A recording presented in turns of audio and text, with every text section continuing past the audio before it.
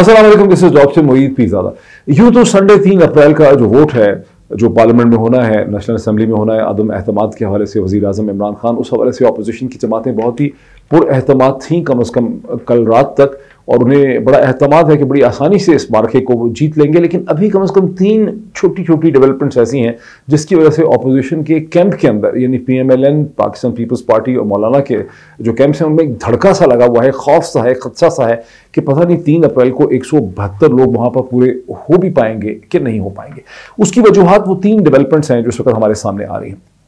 पहली डेवलपमेंट का ताल्लुक खैबर पख्तूनख्वा के लोकल गवर्नमेंट इलेक्शन के दूसरे फेज से है, जहां तहरीके इंसाफ ने खिलाफ तवक्को उन एरियाज में जो उसके स्ट्रॉन्ग होल्ड नहीं है और जिन्हें ट्रेडिशनली मौलाना फजल रहमान और PMLN का स्ट्रॉन्ग होल्ड समझा गया, वहां तहरीके इंसाफ ने बड़ी वाज़े अक्सरियत हासिल की है और यूं एक तरह से एक पॉलिटिकल मैसेज वहां से एमिनेट कर रहा है। दूसरी सूरत हाल यह है कि कल हफ्ते के दिन पंजाब के नए चीफ मिनिस्टर परवेज़ इलाही, जिसको अब परवेज़ इलाही साहब, चौधरी परवेज़ इलाही, जिन्हें तहरीक इंसाफ की सपोर्ट हासिल है, उनके हवाले से एक इलेक्शन होना है और इसमें खासे चांसेस हैं कि परवेज़ इलाही पंजाब के चीफ मिनिस्टर मुंतखब हो जाए। ये दूसरी डेवलपमेंट है। तीसरी डेवलपमेंट वो सियासी इंटेंस पॉलिटिकल डिबेट है जो इस वक्त इस्लामाबाद, रावलपिंडी और यहाँ गिरदोनवा में हो रही है, उसका भी मैं आपके सामने जिक्र करूँगा। एक एक करके हम चलते हैं कि अहमियत है क्या। सबसे पहले हम देखते हैं कि खैबर पख्तूनख्वा के इलेक्शन का दूसरा फेज जो पिछला हुआ था चंद हफ्ते पहले, गालिबन दिसंबर 2021 में,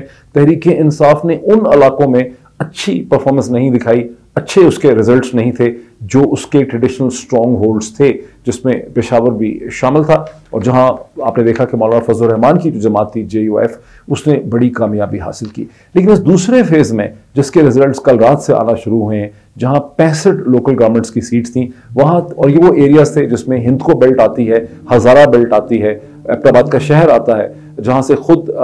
ना सिर्फ ये कि PMLN का स्ट्रॉन्ग होल्ड है, बल्कि मोहतरमा मरियम नवाज साहिबा के शोहर जो हैं कैप्टन सफदर, जो बहरहाल PMLN के एक इंपॉर्टेंट लीडर हैं, उनका ताल्लुक भी इस इलाके से है। इन इलाकों में तहरीक इंसाफ ने अब तक के नताइज में 65 में से 32 सीटें तो जीत ली हैं, और जो 3 नतीजे आने हैं उसमें भी चांसेस ये हैं कि शायद वो 3 सीटें भी तहरीक इंसाफ 2 या 3 उसमें से जीत ले, और यूं उसकी टोटल सीटें 65 में से 34 या 35, 34 या 35 हो सकती हैं। अगर हम एदाद शुमार अब तक के देख लें, हमारे सामने आ जाते हैं कि 32 तो ले चुकी है तहरीक इंसाफ, 12 सीटें जो हैं वो आज़ाद उम्मीदवारों ने जीती हैं। तीसरे दर्जे के ऊपर मौलाना फजल रहमान की जमात है जिसने महज 7 सीटें जीती हैं। उसके बाद चौथे दर्जे पर जमात इस्लामी है जिसने 5 सीटें जीती हैं। छठे नंबर के ऊपर जाकर नवाज शरीफ साहब की जमात PMLN है जिसने महज 4 सीटें जीती हैं। 1 सीट जीती है जरदारी साहब की पाकिस्तान पीपल्स पार्टी ने, और 3 सीटें जो हैं वो अदर्स के कैटेगरी में जा रही हैं। ये एक बहुत बड़ा रिवर्सल है जिसके बारे में ये आम जो इसकी पॉलिटिकल अंडरस्टैंडिंग है वो ये है कि ये रिवर्सल हुआ ही इसलिए कि गुज़श्ता 1 माह से तहरीक इंसाफ ने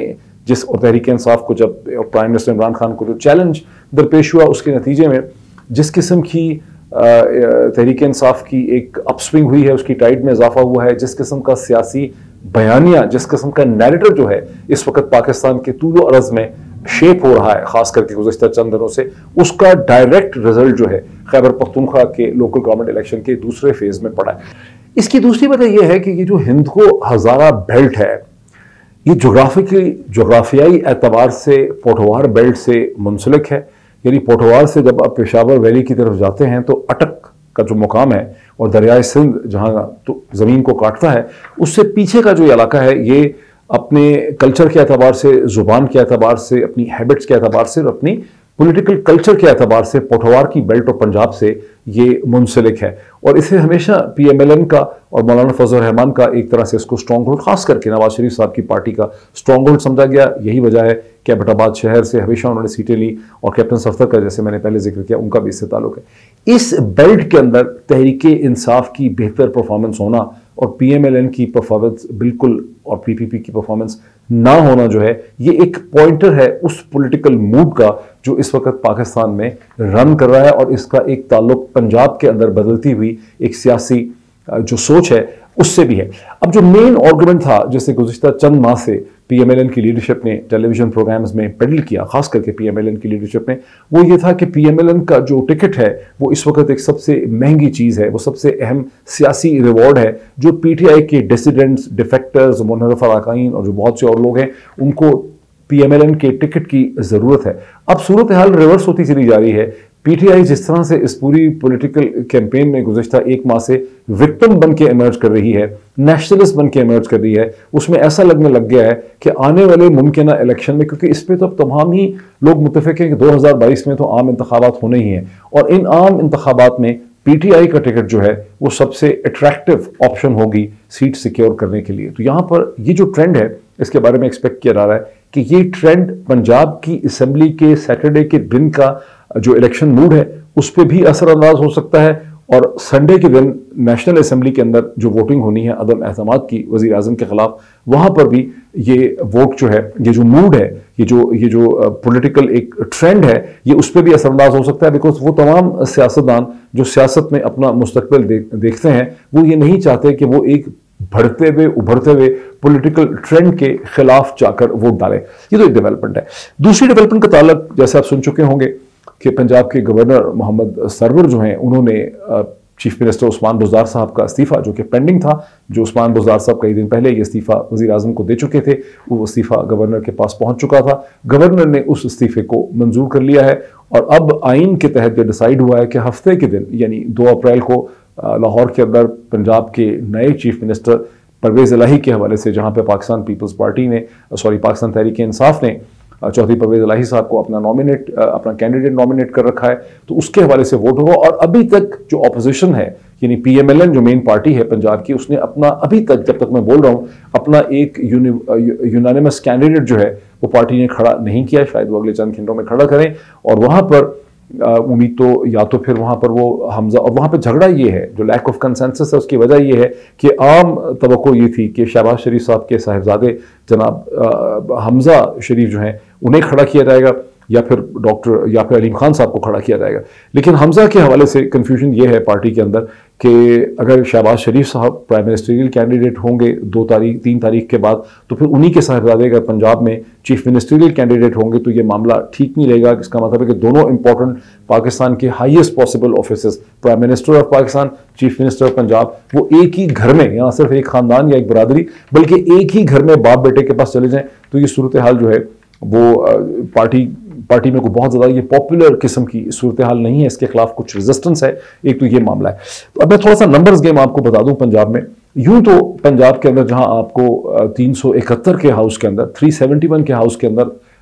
चीफ मिनिस्टर इलेक्ट होने के लिए 186 वोट चाहिए, और तहरीक इंसाफ के पास ऑलरेडी इस हाउस के अंदर 183 वोट्स हैं, और बज़ाहिरन on the face of it तो ये खाला जी का घर लगता है, लेकिन ये खाला जी का घर है नहीं तहरीक इंसाफ के लिए, बिकॉज वहाँ पर भी अनडिक्लेयर्ड डिसिडेंट ग्रुप्स जैसे कि जहांगीर खान तरीन ग्रुप है वो एग्जिस्ट करते हैं। और इस वक्त पार्टी बड़ी एफर्ट कर रही है कि जहांगीर खान तरीन जो है ग्रुप है उनसे राब्ते हैं मुसलसल दोनों साइड्स के, और उन्हें कन्विंस करने की कोशिश की जा रही है। खुद तो जहांगीर खान तरीन साहब जो हैं वो खुद तो लंदन में है, लेकिन उनकी पार्टी के जो मैनेजर्स हैं वो इस वक्त लाहौर के अंदर है, और उनसे भी बातचीत हो रही है। जहांगीर खान तरीन साहब से भी राब्ते हैं कि अगर जहांगीर खान तरीन अपना वज़न जो है वो फेंक दें चौधरी परवेज़ इलाही के पलड़े में, तो फिर तो चौधरी परवेज़ इलाही के इलेक्ट हो जाने के बहुत बेहतर चांसेस है। एक नंबर लिस्ट में आपके सामने बहरहाल डिक्लेयर करता हूँ, स्क्रीन पर भी मैं आपको दिखाता हूँ कि यहाँ पर तहरीक इंसाफ के पास 183 रुकन है, पीएमएलएन के पास 165 हैं, पीएमएलक्यू के पास 10 हैं, पाकिस्तान पीपल्स पार्टी के पास 7 हैं, इंडिपेंडेंट इसमें 5 हैं, और पाकिस्तान राह हक पार्टी जो है, राह हक पार्टी के पास यहाँ पर 1 सीट या 1 मेंबर है। तो बज़ाहिर तो तहरीक इंसाफ के लिए बड़ा आसान है, लेकिन इन प्रैक्टिकल ग्राउंड रियलिटी है कि तहरीक इंसाफ 2-3 मुख्तलिफ जो ग्रुप्स हैं उनके साथ इन टच है, और ज़ाहिर परवेज़ इलाही साहब के अपने बड़े ताल्लुक हैं, लेकिन उसके बावजूद यानी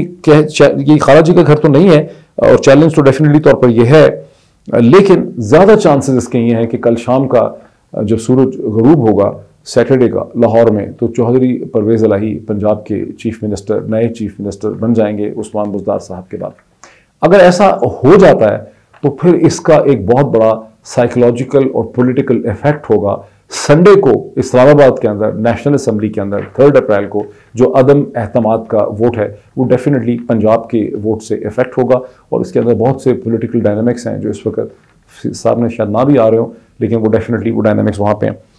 तीसरी जो चीज़ है जो बड़ी इंटरेस्टिंग है, अच्छा इसमें एक मैं चीज़ आपको बता दूं कि अहमद बिलाल महबूब साहब जो फाउंडर प्रेसिडेंट हैं पिलदैत के, जो एक बहुत इंपॉर्टेंट लेजिस्लेटिव पॉलिटिक्स के हवाले से बड़ा इंपॉर्टेंट पाकिस्तानी थिंक टैंक है, उन्होंने एक ट्वीट किया है चंद घंटे पहले, जिसमें उन्होंने ये कहा है कि अगर कोई पार्टी पंजाब में श्योर ना हो, उसको पूरा एहतमाद ना हो कि वो 186 वोट हासिल कर सकेगी, तो वो पार्टी ये भी कर सकती है कि 2-3 डिफरेंट कैंडिडेट्स इकट्ठे कर दे, और फिर आप देखेंगे कि सम टोटल जो नंबर कोई पार्टी लेती है, ये कैंडिडेट लेता है,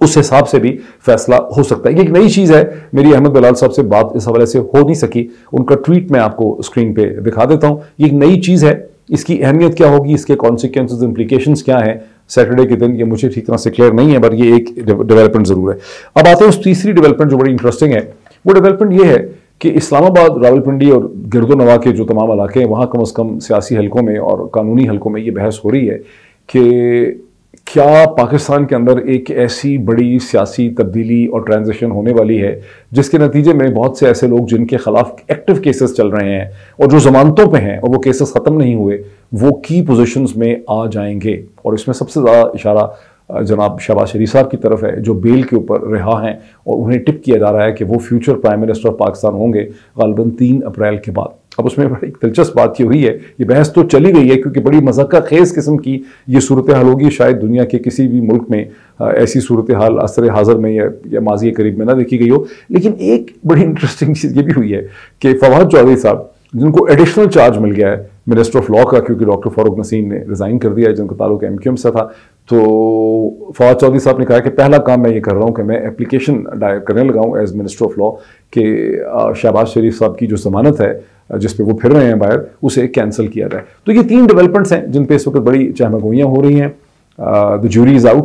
out for Saturday as well. क्या परवेज़ इलाही साहब कल पंजाब के नए चीफ मिनिस्टर बन पाएंगे, और अगर परवेज़ इलाही पंजाब के चीफ मिनिस्टर बन पाएंगे तो फिर डेफिनेटली तौर पे प्राइम मिनिस्टर ऑफ पाकिस्तान के खिलाफ जो अदम एहतमाद की तहरीक है उसकी कामयाबी के चांसेस में भी एक वाज़े कमी जो है आएगी। और यही वजह है कि ऑपोजिशन को धड़का लगा हुआ है कि 3 अप्रैल को 172 लोग वहाँ पर पहुँचेंगे भी कि नहीं पहुँचेंगे। जब मैं अगली वीडियो करूँगा, मैं कोशिश करूँगा कि आपके सामने मैं एक वीडियो में एक एनालिसिस लेके आऊँ कि अमेरिका ने गुज़िश्ता 20-25-30 बरस में या गुज़िश्ता 50 बरस में कहाँ कहाँ डॉक्यूमेंटेड है, एक्सेप्टेड है कि हुकूमतें गिराई, और कौन सी कहाँ डॉक्यूमेंटेड नहीं है जहाँ एक्सेप्ट माना तो यही जाता है कि अमेरिका ने हुकूमतें गिराई, लेकिन वो अमेरिका ने तस्लीम नहीं किया। कुछ जगहों पे तो अमेरिका ने तस्लीम भी किया है, जैसे मोहम्मद मुसद्दक की जो गवर्नमेंट ईरान में 1953 में 1953 में गिराई थी, वो तो डिक्लासिफाइड इंफॉर्मेशन है। इस तरह से चिली की भी गालिबन डिक्लासिफाइड इंफॉर्मेशन है जहाँ अलेंडे की हुकूमत को जो है गिराया गया था। बहुत सी जगहों पर अमेरिका ने माना नहीं है,